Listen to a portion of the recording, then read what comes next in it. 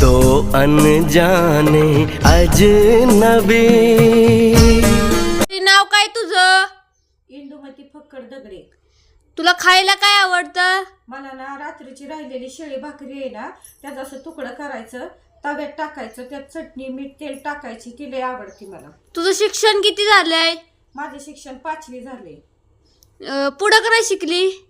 ती काय झालं ना, मला ना पेपर बघून लिहायची लय सवय होती। पुढच्या पोरीचा पेपर मी इतका बघून लिहायची की मला माझं नाव पण यायचं नाही।